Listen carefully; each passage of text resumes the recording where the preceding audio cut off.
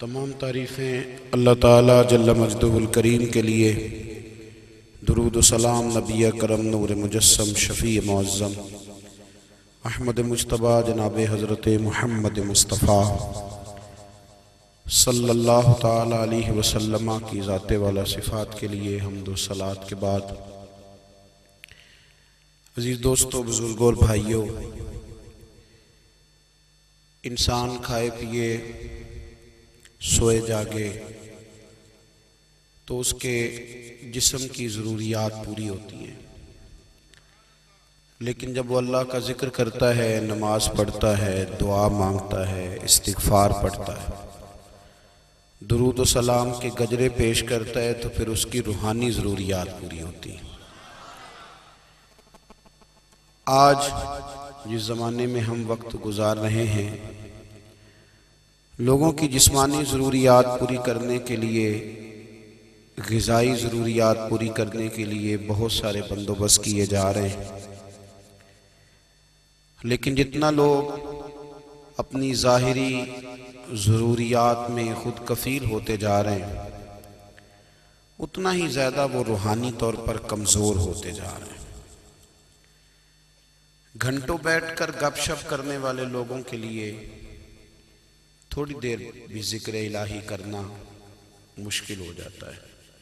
لمبی چوڑی باتیں کرنے والے، لمبے چوڑے دلائل دینے والے لوگ اور سمجھدار لوگ اور سیانے لوگ عبادت کے معاملے میں سستی کرتے ہیں، عمل کے مسئلے میں کمزور ہو جاتے ہیں۔ تسبیحات کرنا، وظائف پڑھنا، درود و سلام پڑھنا، کم بولنا، سچی بات کرنا، صبر سے رہنا، شکر کو اپنانا، قناعت اختیار کرنا، حسد، بغض، عداوت سے بچنا، یہ لوگوں کے لیے مشکل ہو جاتا ہے۔ پھر اس کا نقصان یہ ہے کہ معاشرہ ایک عجیب سی بے سکونی اور بے قراری کا شکار ہے۔ جیب میں بہت زیادہ پیسے رکھنے والا، خوش شکل نظر آنے والا، پیٹ بھر کے روٹی کھانے والا شخص بھی ڈھونڈتا پھرتا ہے کہ آخر میں پریشان ہوں کیوں۔ آپ انسانیت کی تاریخ پڑھیں گے تو آپ کو معلوم ہوگا کہ انسان نے کبھی پتھر کی پوجا کی، کبھی معاذ اللہ چاند سورج کی، درختوں کی، بتوں کی پوجا کی۔ معاذ اللہ یہ غلط ڈائریکشن پہ تو چڑھ گیا، لیکن ایسا نہیں ہے کہ کوئی بندہ دنیا میں آیا ہو اور کسی کی اس نے عبادت نہ کی ہو۔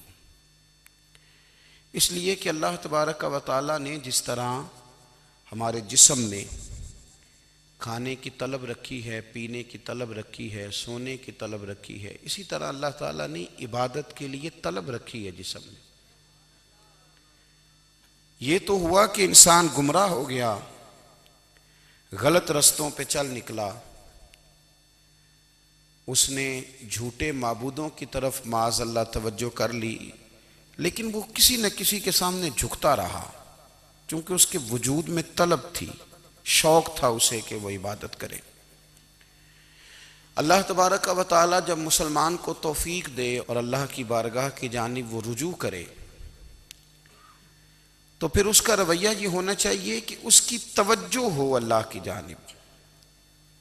ہمارے ہاں تسبیحات پڑھ لی جاتی ہیں اگر کبھی موقع ملے، لیکن وہ خاص انہماک، وہ خاص شوق، وہ خاص ذوق اللہ تبارک و تعالیٰ کی عبادت کا، ایک ہوتا ہے نماز پڑھنا، ایک ہوتا ہے اہتمام کے ساتھ نماز پڑھنا، یعنی ذرا وقت پہ اٹھنا، ذرا صحیح کر کے وضو کرنا، ذرا شوق سے مصلی بچھانا۔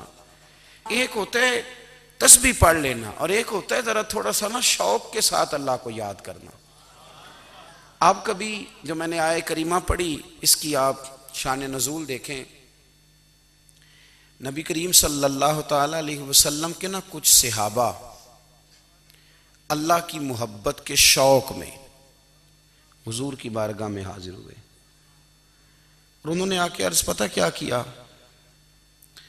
عرض کرنے لگے، یا رسول اللہ صلی اللہ تعالی علیہ وسلم سالوں بیت گئے ہیں سجدے کرتے ہوئے، حضور سالوں بیت گئے ہیں تسبیح پڑھتے ہوئے، سالوں بیت گئے کہتے ہوئے کہ سبحان اللہ وہ پاک ہے، ہمیں سالوں بیت گئے یہ کہتے ہوئے کہ اللہ اکبر وہی سب سے بڑا ہے، سالوں بیت گئے کہتے ہوئے کہ الحمدللہ ساری تعریفیں اللہ کے لیے، سالوں بیت گئے اس کی تسبیح کرتے، تحلیل کرتے، تکبیر کہتے۔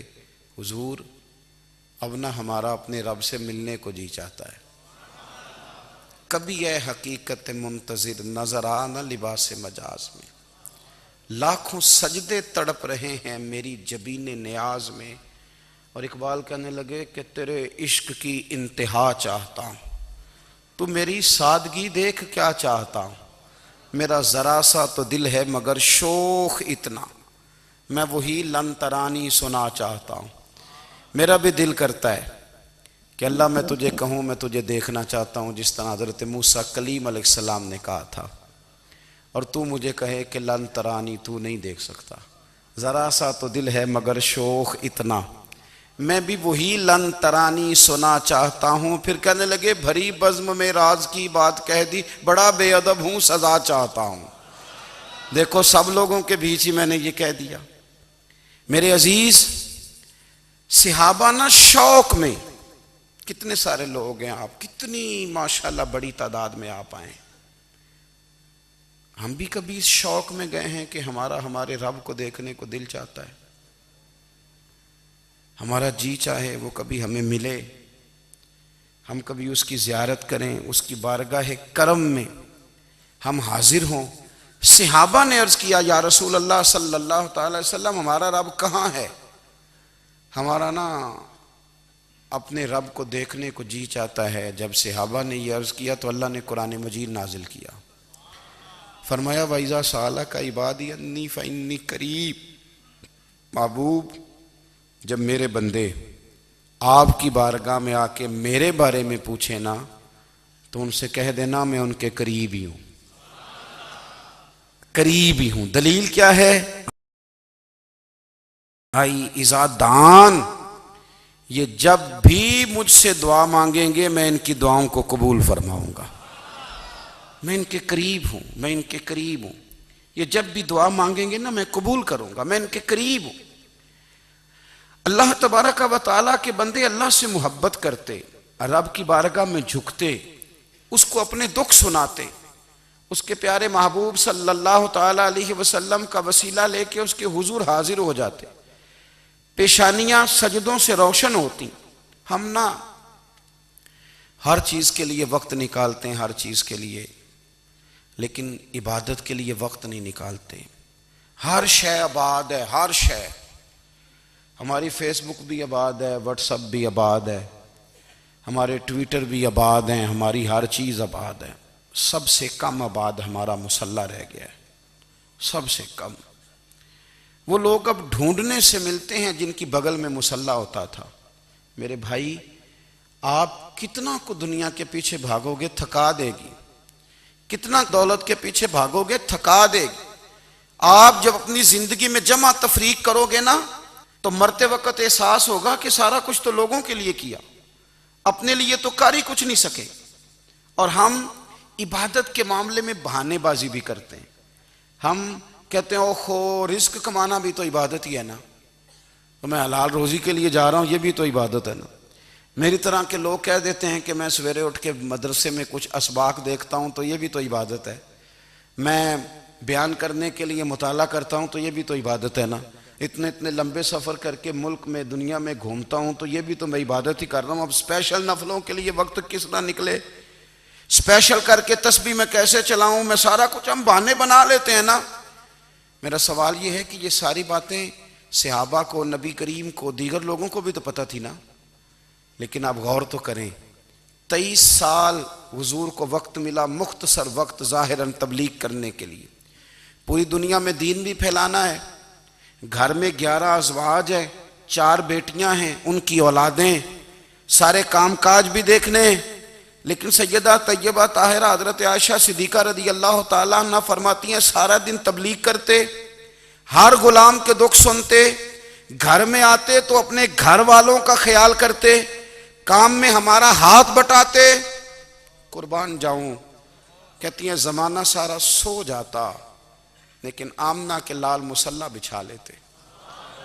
دنیا سو گئی ساری، سب سو گئے، جو خدام تھے، وہ جو غلام تھے، وہ سو گئے۔ صحیح مسلم میں لفظ ملیں گے، سیدہ پاک فرماتی ہیں او میرے نبی کے غلاموں، میں نے یہ رنگ بھی دیکھا ہے کہ حضور نے اتنا کھڑے رہے، اتنا قیام کیا، اتنا قیام کیا کہ مقدس پیروں میں ورم آ گئے، سوج گئے پیر، اتنے بڑے۔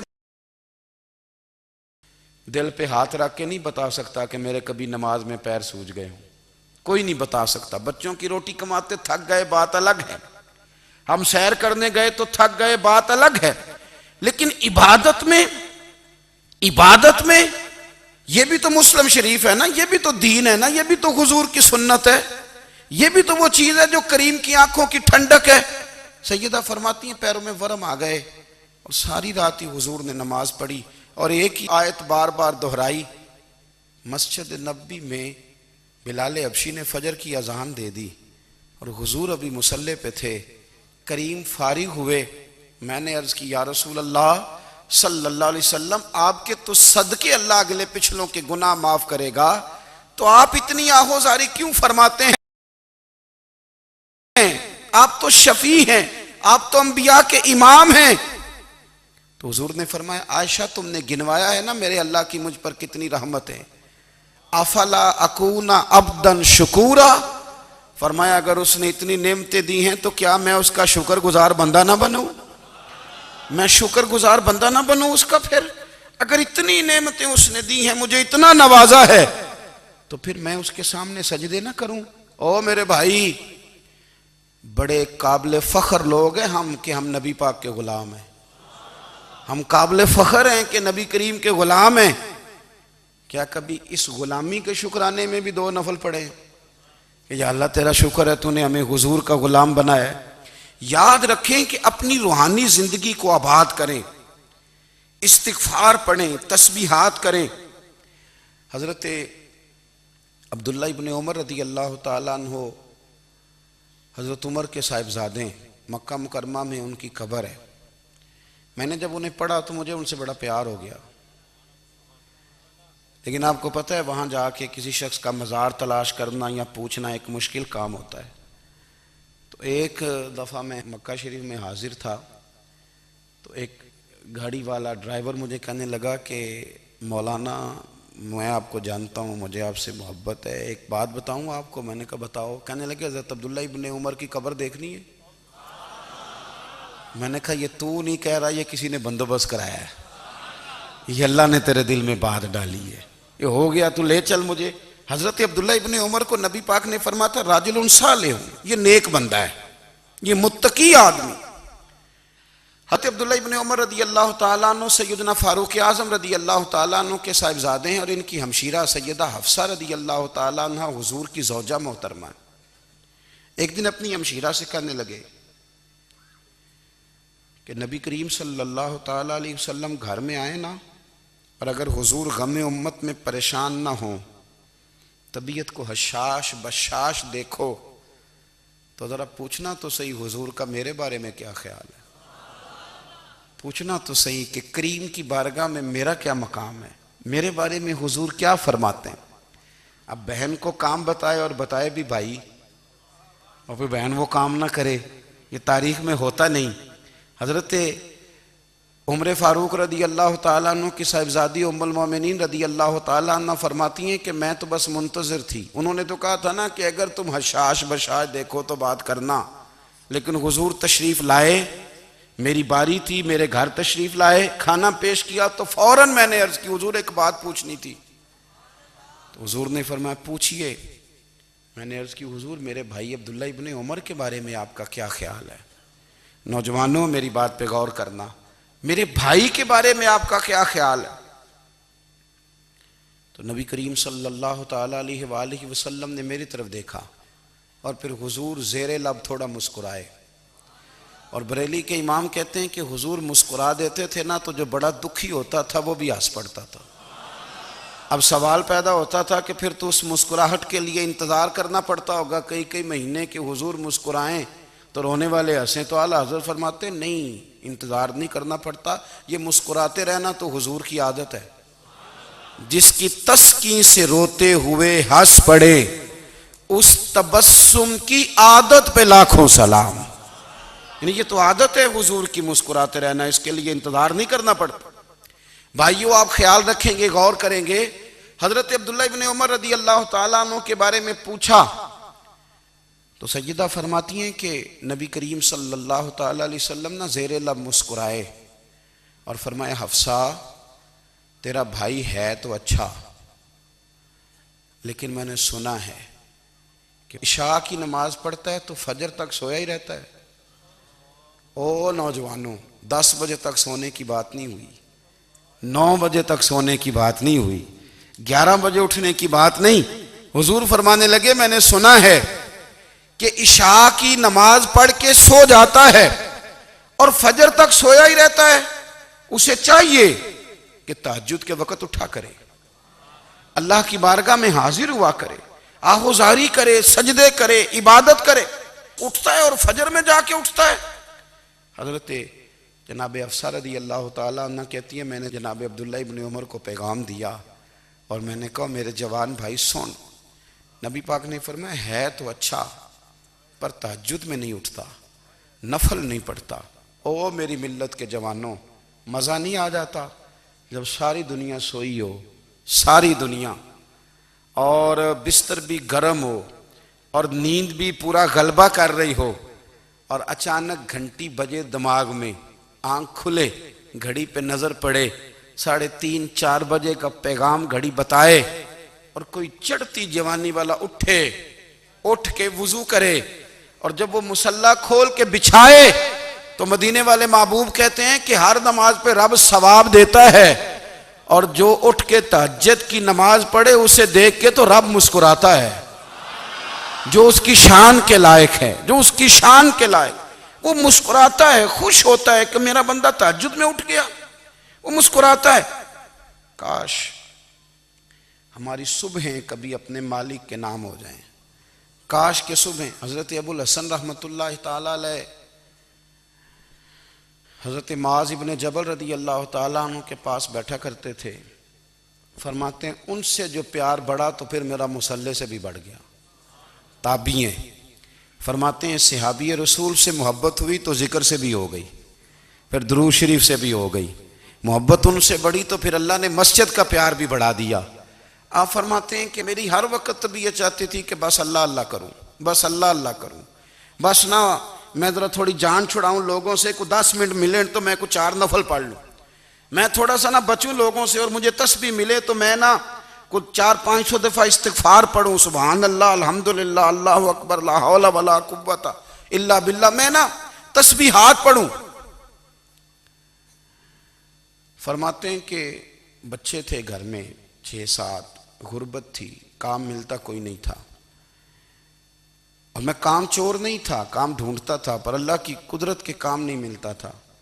فرماتے ہیں کہ میں نے ایک دن اپنی اہلیہ سے کہا کہ آج میں پھر جاتا ہوں کام ڈھونڈنے، تو میری بیوی بڑی فرما بردار تھی، پر اس دن نہ غربت کے ہاتھوں تنگ آ کے کہنے لگی آج نانا کوئی تو چیز لے کے آیا، تو مجھ سے بچوں کی بھوک نہیں دیکھی جاتی، یہ سب روگاں دا روگ محمد جس دا نام غریبی، کنڈ بلا کے لنگ جاندے نہیں دوست یار قریبی، تو آج نہ کچھ لے کے آیا تو میں بچے لے کے چلی جاؤں گی۔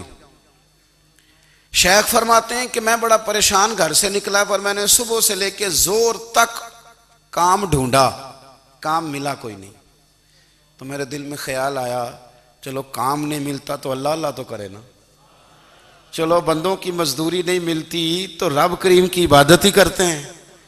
فرماتے ہیں کہ میں نے نا فرات کے پانی سے وضو کیا، نہر کے، شدید دھوپ تھی، ساتھ ریت تھی اور ریت تپ رہی تھی، میں نے اپنا رومال وہیں مصلی کے طور پر بچھا لیا، اور فرماتے ہیں کہ زور سے لے کر عصر تک نماز پڑھی، دھوپ بھی پورے زور پہ، پر میرے سجدے کا ذوق بھی پورے زور پہ۔ فرماتے ہیں سورج بھی چمک رہا ہے اور رب کی عبادت کا ذوق بھی پورے زور پہ، میں سجدہ کروں تو پھر میرا اٹھانے کو جی نہ چاہے، میرے استاد لکھا کرتے تھے، یہ ان کا شعر ہے، وہ کہا کرتے تھے مجھے سوز دے، مجھے ساز دے، اور مجھے نیم شب کا نیاز دے، دم سجدہ خود کو میں توڑ دوں، مجھے ایسا ذوق نماز دے، اور میں تیری بہار کا پھول ہوں، میں کھلا بھی ہوں تو تیرے لیے، مجھے میری شاخ سے توڑ لے، مجھے اپنی زلف کا ناز دے۔ بھائی فرماتے ہیں کہ عصر تک میں نے نفل پڑھے، دل ڈھلنے لگا، عصر کی نماز پڑھی اور میں وہاں سے چلا۔ اب میں جب نکلنے لگا تو دل میں خیال آیا کہ چھوٹی چھوٹی دیواریں ہیں گھر کی، بغیر کچھ لیے جاؤں گا تو بیوی دور سے دیکھے گی تو شور کرے گی کہ پھر خالی ہاتھ آ گیا ہے۔ کہتے میں نے اپنے اسی رومال میں جس پہ میں نے نماز پڑھی تھی نا، رومال میں کی آخی دے پنجابی صافہ کہتے ہیں، اسی میں نا میں نے کچھ ریت بھر لی کہ وہ دور سے دیکھے گی تو سمجھے گی کچھ لے کے آیا ہے، چلو جا کے اسے بتا دوں گا کہ آج پھر مزدوری نہیں ملی۔ کہتے ہیں وہ ریت لے کر جب میں گھر میں گیا تو پہلے بیوی دروازے پہ کھڑی ہوتی تھی، پوچھتی تھی خالی ہاتھ آ گئے ہو؟ آج میں نے دیکھا تو ہے ہی کوئی نہیں۔ فرماتے ہیں میں اندر داخل ہوا، سلام لیے، کونے میں میں نے وہ رومال رکھ دیا اور میں نے آواز دی کہ بھلی مانس کہاں ہو؟ تو وہ کہنے لگی آپ منہ ہاتھ دھو لیں، میں روٹی لے کے آئی۔ میں نے کہا روٹی کہاں سے آ گئی؟ یہاں تو کئی دنوں کے فاقے، تو کئی دنوں کی غربت ہے، یہاں تو اس گھر میں تو فقیری ہے۔ فرماتے ہیں کہ وہ روٹی لے کے آئی اور اس وقت کی جو موجودہ نعمتیں تھیں، سمجھ لیں سلاد، اچار، ہر چیز ساتھ لائی۔ میں نے کہا کہ بچے کہاں گئے؟ کہنے لگی وہ کھانا کھا کے کھیلنے گئے، آپ کھانا کھا لیں آ جاتے۔ کھانا اس نے چن دیا۔ میں نے حیرت انگیز لہجے میں ساری نعمتیں اپنے دسترخوان پہ دیکھ کر کے بیوی سے پوچھا یہ کہاں سے آیا کھانا؟ بچوں کو تو نے کہاں سے کھانا کھلایا؟ یہ سارا کچھ کیسا ہے؟ تو کہنے لگی پتہ نہیں آج آپ کس کریم کی مزدوری کرنے چلے گئے تھے، پتہ نہیں کس کریم کی، میرے گھر میں تو اتنی نعمتیں آئی ہیں کہ مجھ سے سنبھالی نہیں جا رہی، اتنا اناج ہے، اتنا گندم ہے، کس کریم کے دروازے آج چلے گئے تھے؟ یہ کہتے کہتے وہ اٹھی اور اٹھ کر کے کہنے لگی پہلے بڑا کچھ آیا تھا، اب کیا لے آئے ہو؟ اور جا کر کے نا اس نے وہ ریت والا رومال کھولا، کہنے لگے میں تو لے کے آیا تھا ریت، تو میرے رب نے اسے بھی سونے اور ہیرے بنا دیا تھا۔ جب آپ کی توجہ اللہ کی جانب، میرے نبی پاک صلی اللہ تعالی علیہ وسلم نے فرمایا ہر چیز اپنے رب سے مانگ، ہر چیز مانگ، ہر چیز مانگ۔ یا رسول اللہ کیا کچھ؟ میرے محبوب نے فرمایا تیرے گھر میں نمک بھی ختم ہو جائے تو وہ بھی اپنے رب سے مانگا کر، تو مانگنا وہ تجھے دے گا، تو اس کی بارگاہ میں کشکول طلب دراز تو کرنا۔ اور ترمذی شریف میں عجیب لفظ ہیں، رسول کائنات نے فرمایا، رب کریم فرماتا ہے جب میرا بندہ ہاتھ اٹھاتا ہے نا تو مجھے حیا آتی ہے کہ میں خالی کیسے لوٹا دوں اس کے، اتنے بڑے بادشاہ کی بارگاہ میں۔ او بھائی لوگوں سے عزتیں تلاش کرتے ہو تو وہ کیا تمہیں عزت دیں گے؟ وہ تو کل اچھا کہتے ہیں پرسوں برا کہنے لگ جاتے ہیں۔ لوگوں کے سامنے گڈ بک میں آنا چاہو گے تو وہ تو سویرے تمہارے بارے میں کچھ کہیں گے، شام کچھ اور کہیں گے۔ اپنی روحانی زندگی آباد کریں، اپنے مسلح کو وقت دیں، اور دنیا سے چھپ کر اس موبائل کو بند کر کے اور اپنے آپ سے بھی چھپ کے اور تنہا ہو کے چھپا کے سارا کچھ اپنے آنسو اپنے رب کی بارگاہ میں پیش کریں، اس کے حضور حاضری دیں۔ سنو نا ترمذی کی حدیث، اور اسے یاد رکھنا، نبی پاک علیہ السلام نے فرمایا اپنے دکھ لوگوں کے سامنے نہ بیان کرنا، سیٹھوں نوابوں کو نہ بتاتے پھرنا، دنیا داروں کے سامنے جا کے نہ رونا کہ میں تکلیف میں ہوں۔ فرمایا اگر دنیا داروں کو دکھ بتاؤ گے رب تمہیں کبھی غنی نہیں کرے گا، اور لوگ ہیں کہ الٹا مذاق اڑائیں گے۔ آپ کی جس سے بڑی پکی یاری ہے نا، پکی، وہ تب تک پکی ہے جب تک آپ نے 50,000 مانگا نہیں، اور جس وقت آپ نے کہہ دیا کہ میں مجبور ہوں میری مدد کر تو پھر ختم ہو گئی دوستی۔ لوگوں کی تعلقات آپ کے ساتھ تب تک ہیں جب تک آپ ان سے کوئی ضرورت وابستہ نہیں کرتے۔ کریم محبوب فرمانے لگے بندوں کے سامنے دکھ نہ بیان کرنا، اللہ تجھے کبھی غنی نہیں کرے گا، تو اپنے دکھ اپنے رب کو بتا، تو دعائیں مانگ، تو اس کی بارگاہ میں حاضر ہو، تو اس کے حضور عرض کر۔ فرمایا اپنے دکھ اپنے رب کو بتا، وہ جلدی کرے یا دیر سے کرے تجھے ساری دنیا سے بے نیاز کر دے گا، تجھے کسی کا محتاج نہیں رہنے دے گا۔ اپنے مسلح کو، اپنی دعاؤں کو. ایک بزرگ فرماتے ہیں میں نے دعا مانگنے کا طریقہ اپنی بیوی سے سیکھا. دعا مانگنے کا طریقہ اپنی، سیکھنے والے تو اپنے بچوں سے بھی سیکھ لیتے ہیں، سیکھنے والے تو ہر ایک سے سیکھتے ہیں. وہ کہتے ہیں میں نے دعا مانگنے کا سلیقہ اپنی بیوی سے سیکھا ہے. حضرت وہ کس طرح؟ فرمانے لگے میری بیوی نے نا مجھے کوئی کام بتایا، کچھ پیسوں کی ضرورت کے لیے کہا، تو میں نے اسے کہا کہ بھئی ابھی میرے پاس نہیں ہے، کچھ دنوں میں آتے ہیں تو میں دے دوں گا. عورتوں کی عادت ہوتی ہے وہ بار بار یاد کراتی ہیں. 2-4 دنوں کے بعد پھر اس نے کہا حضرت وہ میں نے کہا تھا کچھ پیسے، میں نے اسے کہا کہ ابھی میرے پاس نہیں ہے، کچھ دنوں میں ملتے ہیں تو میں تمہیں دے دوں گا. اس نے کچھ دنوں کے بعد پھر کہا حضور وہ میں نے کچھ پیسے کہے تھے. فرماتے میں نے ڈانٹ دیا، میں نے کہا کہ کیا تو روز مجھے شرمندہ کرتی ہے، کہا نا میرے پاس نہیں ہے، ہوں گے تو دے دوں گا، تو روز یاد کراتی ہے.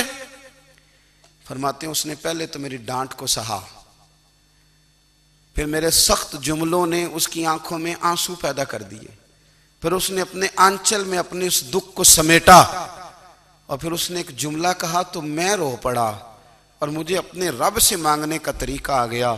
مجھے کہنے لگی حضرت جی آپ نے ڈانٹ دیا میں نے سہ لیا، پر آپ ہی میرے شوہر ہیں، بتائیں نا آپ سے نہ کہوں تو میں کس سے جا کے کہوں.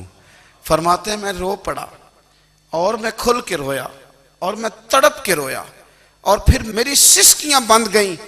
تو مجھے کہنے لگی آپ کو کیا ہوا؟ میں نے کہا مجھے بھی دعا مانگنی آ گئی ہے. جب میں اسے کہوں گا نا اللہ تو ہی میرا رب ہے، میں تجھ سے نہ کہوں تو میں کس سے جا کے کہوں؟ میں کیوں کسی بندے سے سوال کروں؟ میں کیوں کسی دنیا دار سے کہوں؟ میں تیرے بندوں کا، نیک بندوں کا وسیلہ لے کے، تیرے محبوب کی غلامی لے کے تیری بارگاہ میں آیا، تجھ سے نہ مانگوں تو کس سے مانگوں؟ سمجھ آ گئی ہے. جب میں اس رنگ میں مانگوں گا تو پھر رب میرے اوپر بڑا ہی فضل فرمائے گا، وہ میرے اوپر بڑی رحمت کرے گا، وہ میرے لیے آسانیاں کرے. عزیز دوستو ہم اس طرح کرنے لگ گئے ہیں کہ ہم نے نا اپنے تعلقات پر اعتماد کرنا شروع کر دیا ہے. میرے تعلقات بہت ہیں. ہم نے اپنی دولت پر اعتماد کرنا شروع کر دیا ہے، میرے پاس دولت بہت ہے.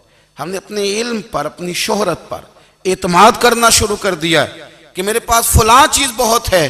یاد رکھنا جب بے نیاز اپنی صفت بے نیازی دکھاتا ہے تو بڑی بڑی دولتوں والے مجبور نظر آتے ہیں. بھائیو جب انسان کا رشتہ اپنے مالک کے ساتھ ہوتا ہے پھر تو غم بھی کچھ نہیں کہتے، پریشانیاں بھی کچھ نہیں کہتی، پھر تو زندگی صبر والی، پھر تو زندگی توکل والی، پھر تو زندگی بھروسے والی. پھر انسان اپنے آپ کو رسوا نہیں کرتا، دنیا داروں سے امیدیں اس کی ختم ہو جاتی، امیدیں اللہ رسول سے لگا لیتا ہے، مضبوط ہو جاتا ہے، مضبوط، طاقتور ہو جاتا ہے، خوددار ہو جاتا ہے، باوقار باعزت ہو جاتا ہے. حضرت بہلول دانا رحمت اللہ علیہ بیٹھے تھے تو ہارون رشید حج کر کے آ رہا تھا، تو رستے میں حضرت شیخ سے ملاقات ہو گئی تو السلام علیکم کے بعد کہنے لگا حضور کوئی حکم ہو تو بتائیے گا. تو حضرت بہلول دانا فرمانے لگے تیرا رب کون ہے؟ اس نے کہا اللہ. تو فرمایا میرا کون ہے؟ کہا اللہ. فرمانے لگے تو بڑا ہی بیوقوف ہے، کیا تو یہ سمجھتا ہے کہ رب ہارون رشید کو تو دے گا اور بہلول دانا کو بھول جائے گا؟ تیرا بھی وہی رب ہے، میرا بھی وہی رب ہے. اس نے اگر تجھے دے کے آزمایا ہے تو ہو سکتا ہے مجھے نہ دے کے آزما رہا ہو. جب اس کی حکمت کے تقاضے ہوں گے تو عطا کرے گا اور دے گا. تو جا اپنا کام کر. بھائی اپنی روحانی زندگی، اپنی عبادات، اپنے وظائف، اپنے روزمرہ کے معاملات، اپنی دعائیں، اپنا استغفار. دیکھو کوئی مشکل کام تو نہیں، 2 رکوع ہیں سورہ واقعہ کہ اگر رات کو پڑھ لی جائے تو. میں کس طرح یہ بات بیان کروں کہ تعویذ بانٹنا آسان ہے اور وظیفہ بتانا مشکل ہے. سارا دن تعویذ بانٹیں تو لوگ لینے کو تیار ہیں، اور اگر آپ وظیفہ بتائیں تو کہتے ہیں تو مشکل کام ہے. او خدا کے بندے، اگر آپ کا تعلق قرآن پاک کے ساتھ مضبوط ہو، قرآن پاک کے ساتھ اگر آپ کا رشتہ ہو، لوگ سفارشیں ڈھونڈتے ہیں نا دنیا میں، کوئی تعلق مل جائے تو میرا کام ہو جائے. دنیا میں اتنا مشکل معاملہ ہے، آخرت میں مجھے بتائیے گا کتنا مشکل معاملہ ہوگا. میرے نبی پاک صلی اللہ تعالیٰ علیہ وسلم نے فرمایا جو لوگ سورہ ملک پڑھا کرتے تھے نا، سورہ ملک، یہ سورت ملک قیامت میں ان کی سفارش کرے گی.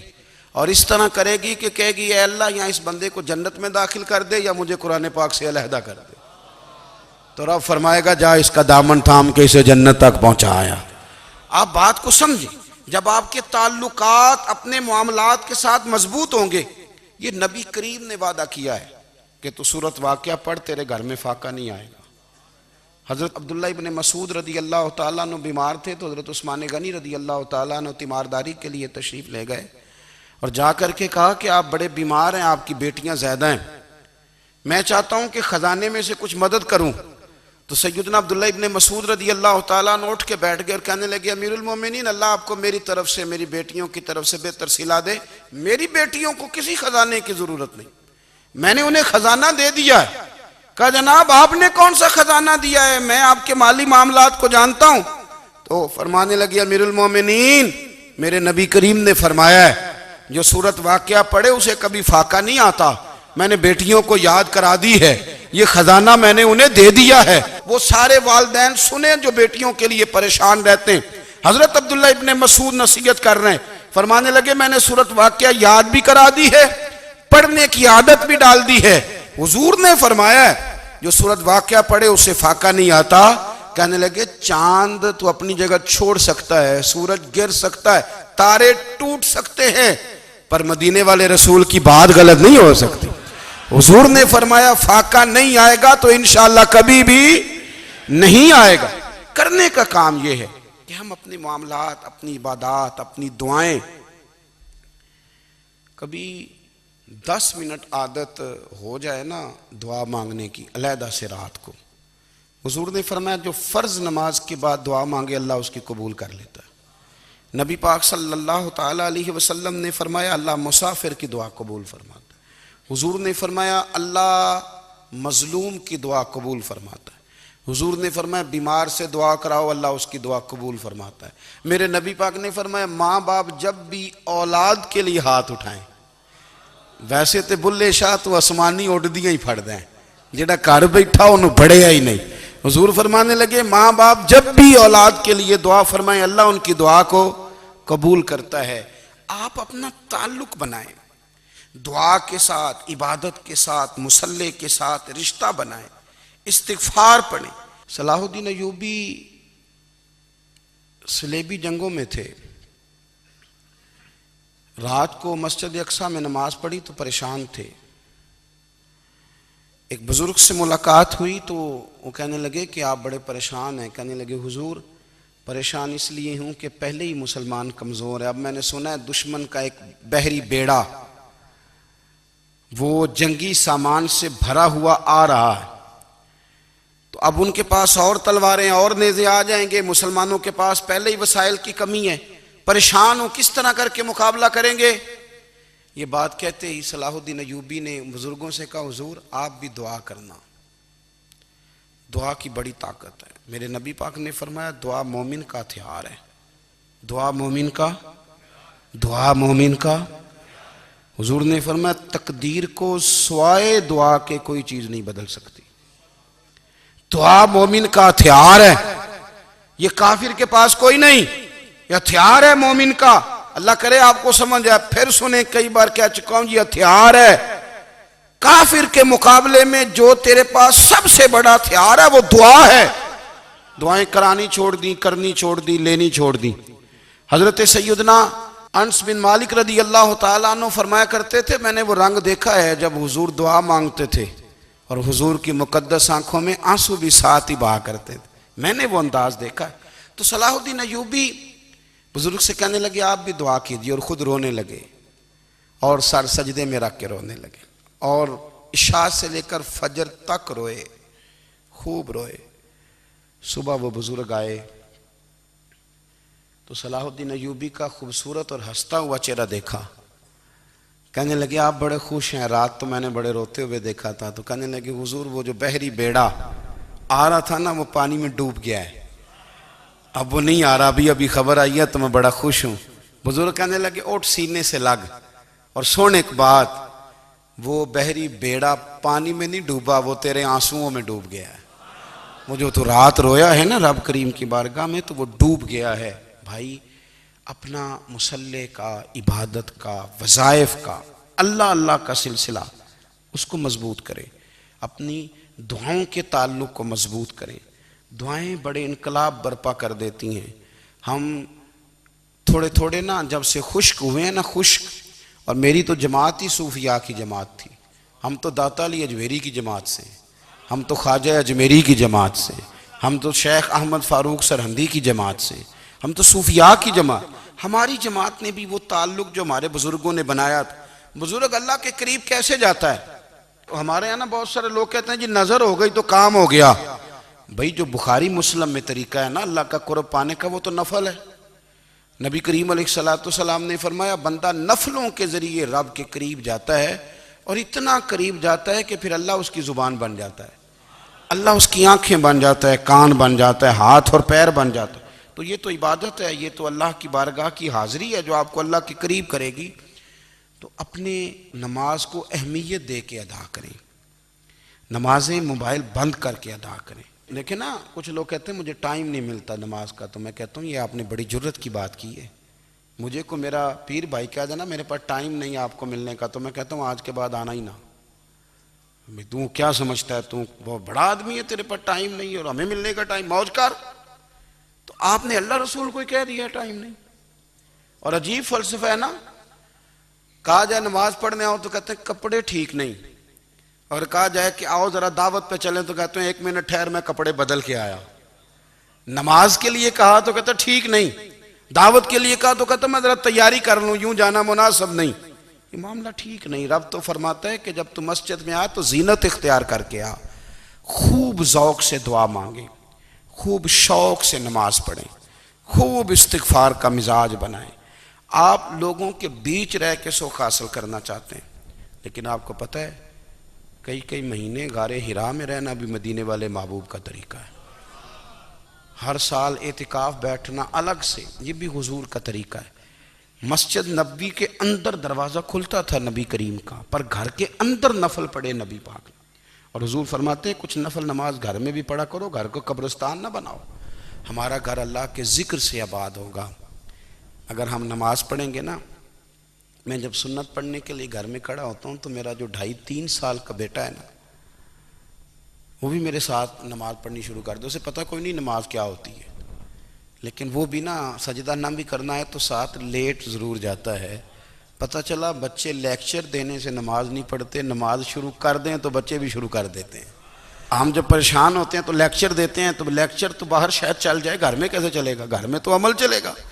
تو میرے عزیز، آج کے اس روحانی اجتماع میں ہمارے دوستوں نے جو محنت کی، ہم نے بار بار اپنی نیت سے پوچھا خدا ہمیں معاف کرے اگر کوئی ذاتی شہرت ہے، کوئی ہمارے ذاتی مفادات ہیں، رب ہمیں ہدایت دے۔